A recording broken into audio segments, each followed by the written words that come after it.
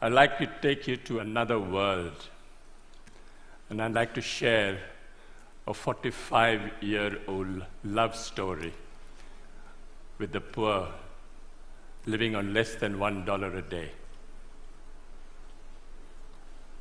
I went to a very elitist, snobbish, expensive education in India, and that almost destroyed me. I was all set to be a diplomat, teacher, doctor, all laid out. I don't look it, but I was the Indian national squash champion for 3 years. The whole world was laid out for me. Everything was on my feet. Could do nothing wrong. And then I thought, out of curiosity, I'd like to go and live and work and just see what a village is like. So in 1965, I went to what is called the worst Bihar famine in India, and I saw starvation, death, people dying of hunger for the first time. Changed my life. Came back home, told my mother, I like to live and work in a village. Mother went into a coma. What is this? The whole world is laid out for you, the best jobs are laying out for you, and you want to go and work in a village? I mean, is there something wrong with you? I said, no, I've got the best education, it made me think, and I wanted to give something back in my own way. What do you want to do in a village? No job, no money, no security, no prospect. I said, I want to live and dig wells for 5 years. Dig wells for 5 years? You went to the most expensive school and college in India and you want to dig wells for 5 years? She didn't speak to me for a very long time because she thought I'd let my family down. But then I was exposed to the most extraordinary knowledge and skills that very poor people have, which is never brought into mainstream, which is never identified, respected, applied on a large scale. And I thought I'd start a barefoot college only for the poor. What the poor thought was important would be reflected in the college. Went to this village for the first time. Elders came to me and said, are you running from the police? I said, no.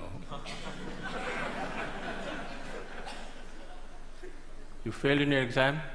I said, no. You didn't get a government job? I said, no. What are you doing here? Why are you here? The educational system in India makes you look at Paris and Delhi and Zurich. What are you doing in this village? Is there something wrong with you you're not telling us? I said, no. I want to actually start a college only for the poor. What the poor thought was important would be reflected in the college. So then they gave me some very sound and profound advice. They said, please, don't bring anyone with a degree and qualification into your college.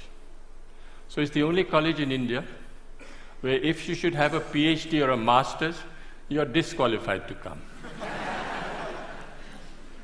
You have to be a cop-out or a washout or a dropout to come to our college. You have to work with your hands. You have to have a dignity of labor. You have to show that you have a skill that you can offer to the community and provide a service to the community. So we started the Barefoot College, and we redefined professionalism. Who is a professional? A professional is someone who has a combination of competence, confidence, and belief. A water diviner is a professional. A traditional midwife is a professional. A traditional bone setter is a professional. These are professionals all over the world. You'll find them in any inaccessible village around the world. And we thought that these people should come into mainstream and show that the knowledge and skills that they have is universal. It needs to be used, it needs to be applied, it needs to be shown to the world outside that these knowledge and skills are relevant even today. So the college works following the lifestyle and work style of Mahatma Gandhi. You eat on the floor, you sleep on the floor, you work on the floor. There are no contracts, no written contracts. You can stay with me for 20 years, go tomorrow. And no one can get more than $100 a month. You come for the money, you don't come to Barefoot College. You come for the work and the challenge, you come to the Barefoot College. That is where we want you to try crazy ideas. Whatever idea you have, come and try. Doesn't matter if you fail. Battered, bruised, you start again. It's the only college where the teacher is the learner and the learner is the teacher. And it's the only college we don't give a certificate. You are certified by the community you serve. You don't need a paper to hang on the wall to show that you are an engineer.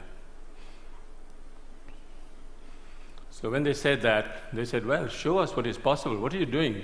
This is all mumbo jumbo if you can't show it on the ground.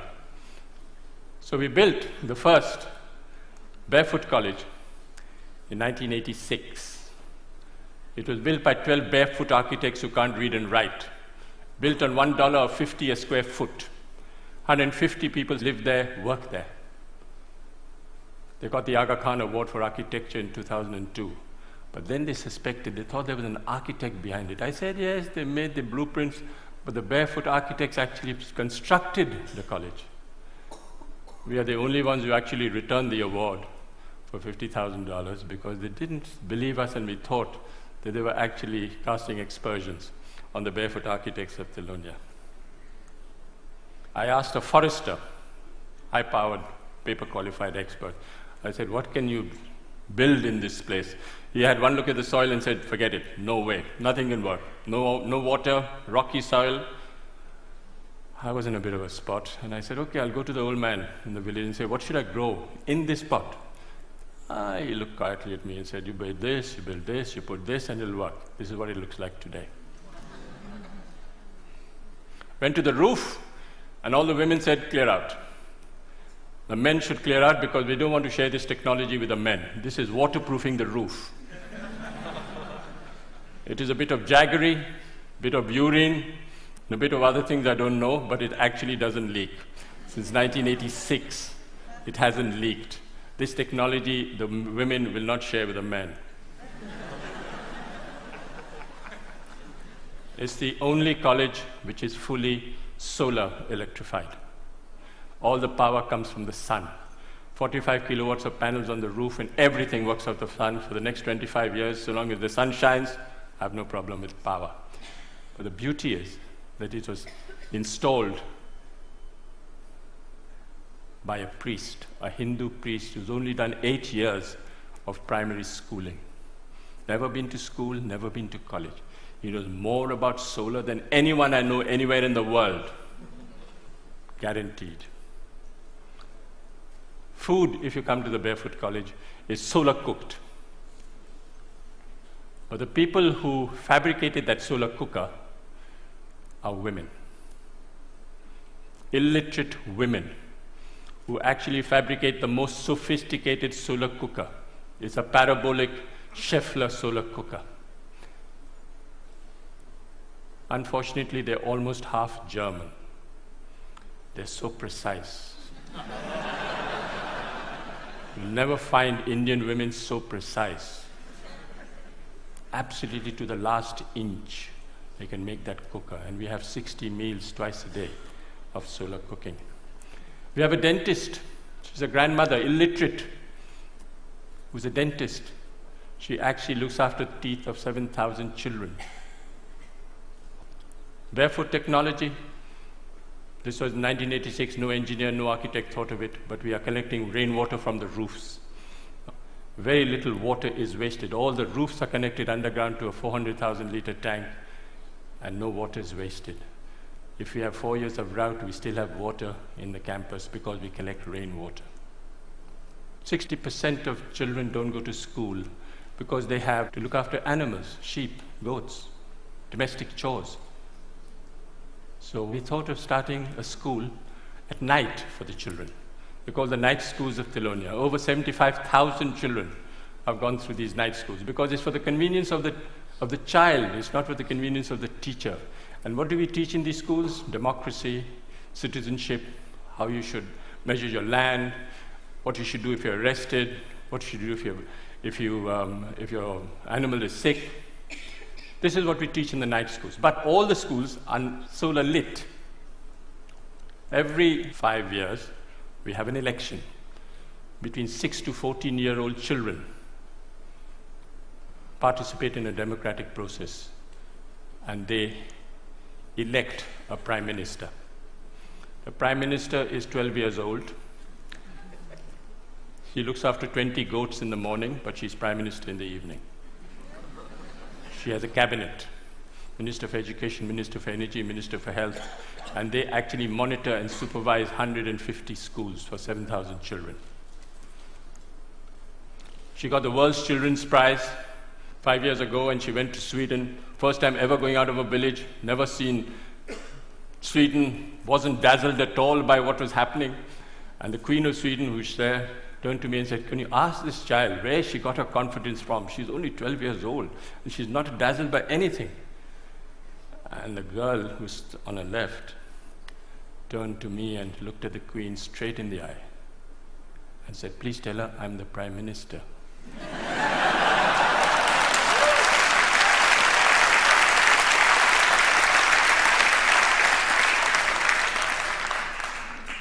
Where this percentage of illiteracy is very high, we use puppetry. Puppet is the way we communicate.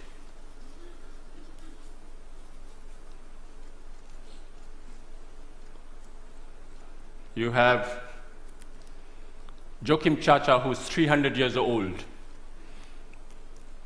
He's my psychoanalyst, he's my teacher, he's my doctor, he's my lawyer, he's my donor.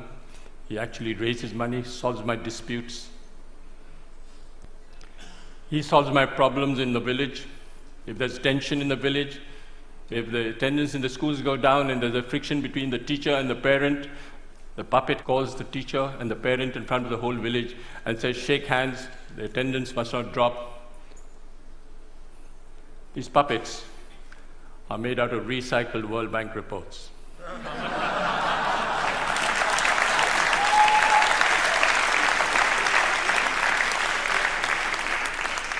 So this decentralized, demystified approach of solar electrifying villages, we've covered all over India, from Ladakh up to Bhutan.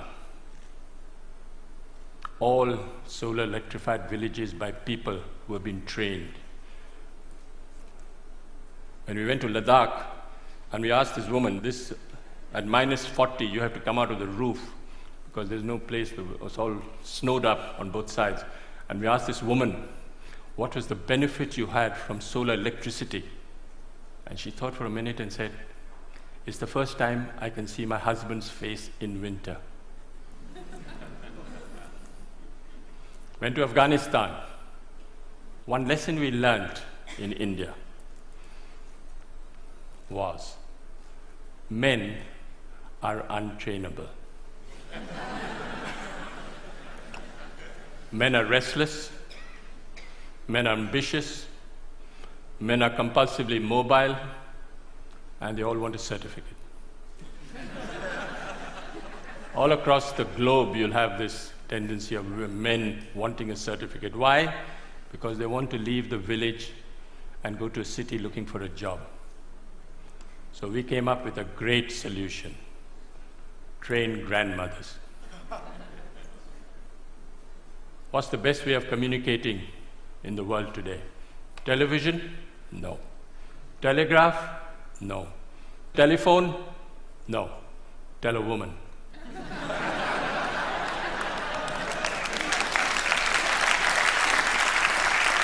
So we went to Afghanistan for the first time. And we picked 3 women and said, we want to take them to India. They said, impossible. They don't even go out of their rooms and you want to take them to India. I said, I'll make a concession. I'll take the husbands along as well. So I took the husbands along. Of course, the women were much more intelligent than the men. In 6 months, how do we train these women? Sign language. You don't use the written word. You don't use the spoken word. You use sign language. And in 6 months, they can become solar engineers. They go back and solar electrify their own village. This woman went back and solar electrified the first village, set up a workshop. The first village ever to be solar electrified in Afghanistan were by the 3 women. This woman is an extraordinary grandmother, 55 years old, and she solar electrified 200 houses for me in Afghanistan, and they haven't collapsed. She actually went and spoke to an engineering department in Afghanistan and told the head of a department the difference between AC and DC. Didn't know. Those 3 women have trained 27 more women and solar electrified 100 villages in Afghanistan. We went to Africa and we did the same thing.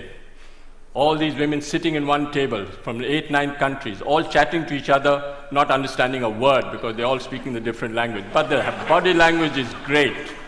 They're speaking to each other and actually becoming solar engineers. I went to Sierra Leone, and there was this minister driving down at the dead of night, comes across this village, comes back, goes into the village, says, well, what's the story? They said, these 2 grandmothers. Grandmothers?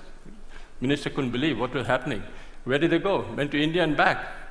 Went straight to the president. He said, do you know there's a solar electrified village in Sierra Leone? He said, no. Half the cabinet went to see the grandmothers the next day. What's the story?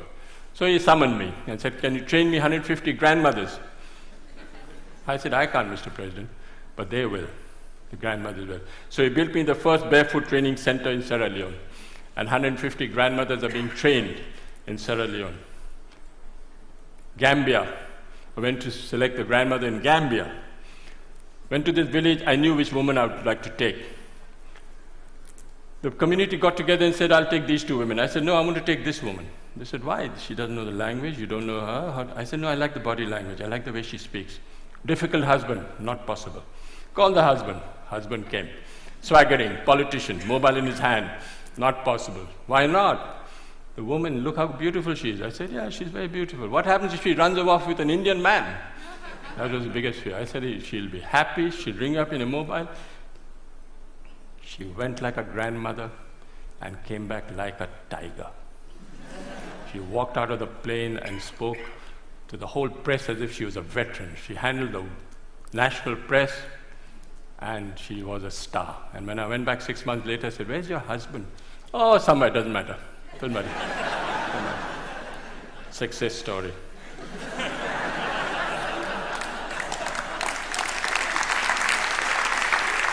I'll just wind up by saying that I think you don't have to look for solutions outside. Look for solutions within and listen to people. They have the solutions in front of you. They're all over the world. Don't even worry. Don't listen to the World Bank. Listen to the people on the ground. They have all the solutions in the world.